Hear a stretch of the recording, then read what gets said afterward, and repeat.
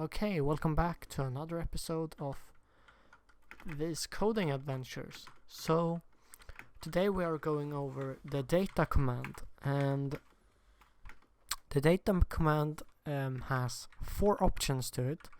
So, we will go over everyone as usual, and we will start with the data get command.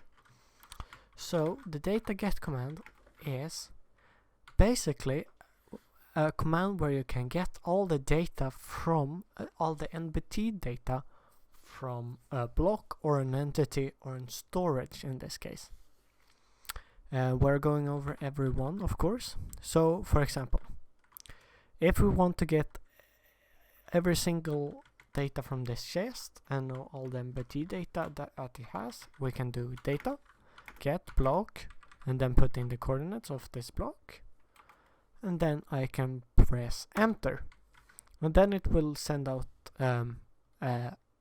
these the NBT tags it has, the positions, the items inside it. We can see it's on the slot 13B.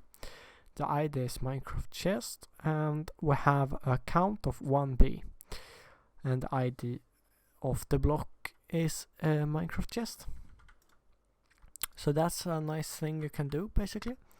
But you can also do more than that. If you want to just get a specific thing inside of an NBT list, you can. So, for example, if I want only to check the items, I can. And then it will only show the items. So that's basically the get command. I will see you soon when I'm... So, of course, when I recorded the last bit, I forgot to talk about entities in this. So, entities you can just do data get entity, and then the entity or player. So if I write my own name, this is the reason why you need to specify, because you can get so much so it fills up the whole chat and you can't see everything. So that's a good reason why you can check more specific things like inventory, and then we can see this is the things I have in my inventory right here. So that's basically the data command. Then we have the data get storage, and the storage we're going to go over soon, but we don't have any storages right now. See you soon. And now we're going over the data merge command. So basically the data merge command is when you want to change a value in an entities or a block's NBT values. So, for example, this is another thing. For example, if I want to merge this entity here, the entity in front of me has no AI right now, but I want to turn it on by just writing no AI, and 1B is to turn it on, and 0B is to turn it off. So if we write this, the AI is back on the creeper, and he can walk around like a happy dude, like that. But if we want to change it back, we want to merge in that the no AI has no, the creeper has no AI. I can like this. Now he shouldn't have any AI, as you see. And that's basically the merge command. If you want to change if you want to merge in some change to an entity or a block. So let's jump over to the modify command. I can show you a fine example I have done here. If we look at the sign, we can see that the text is moving if we click. And that's by doing, we can go and check data get block, and we see that it has the different text lines. So we see, okay, on the text line 2, we know that on text line 2, we want to change the text. So then we're going over the modify. We're going on the modify block. We find the chords of the block we want to change. And then we find the name of the thing we want to change. So in this case, we want to change text to. And we want to set this to. We're going over all of this soon. But we are going to set this. And this is a fine thing. You can change it from maybe another block if you want, or you can, as I will, change the value of it. As I have not gone over how to write text, it's pretty simple actually. You need to just format it like this. We write hey or something. First you have these semicolons, quotation marks, yeah. And then we have double quotation marks, I don't know what those are called. And then we write text. And in here I think you can write colors and everything like that. I don't exactly know how to do that, but I could explain it in a different time. And then you write the text you want. So if we try this now, it will change the text to hey. So that's how I've done this. I'm just repeating it and putting it forward a few spaces each time it plays that command. So that's a little fun thing you can do with the test or the /data modify command. Here's another thing I have done. If we remove that, we can add a grants block to this chest at slot 5B. Of course, there is simpler ways to do this, but I'm going over the items command right now. I'm just going over the data command. And that's how you add a block to a chest. So I will see you soon. Welcome back. So now we can go over how this works on NMLR or entities. So as we've gone over before, we have the merge command, but now we see this entity has never had and no AI brackets. So we can't merge that into here. Or we can, but there is another way how we can do this. And that's by just getting its ID like this. Wait.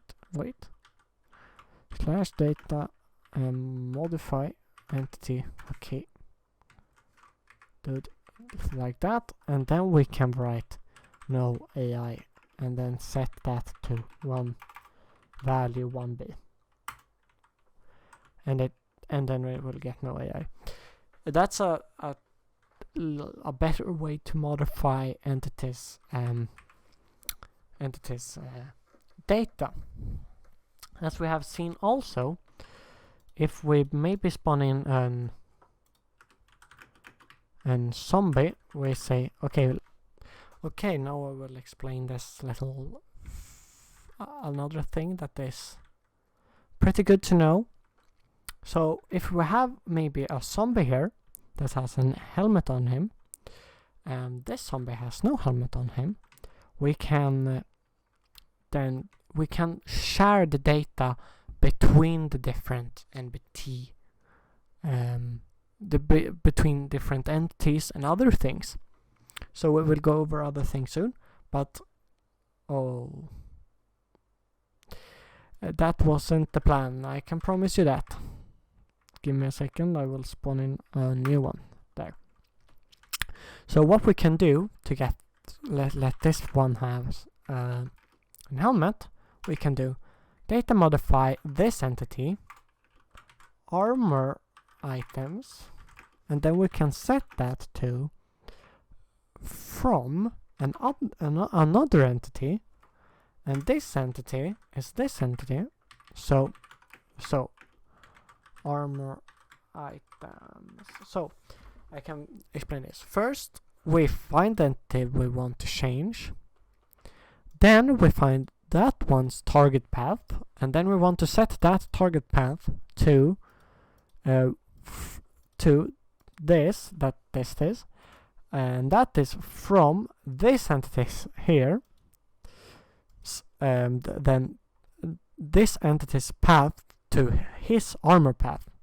So if we want, then we can change it in so that this zombie has the same helmet as this one.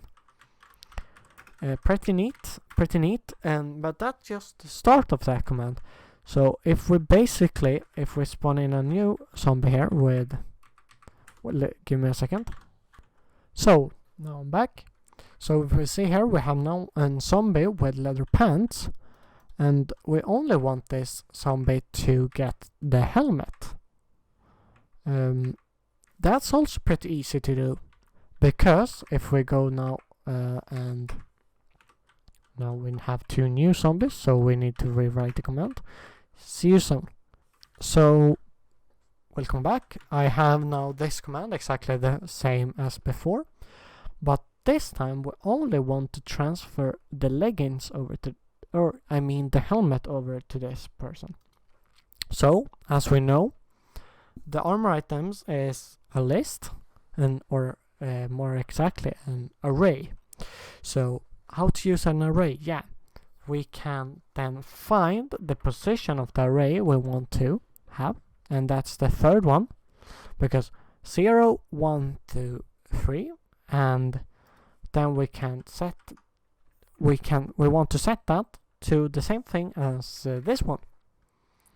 Okay, so we want to get this path, that is the third one, from this one. So if we do this,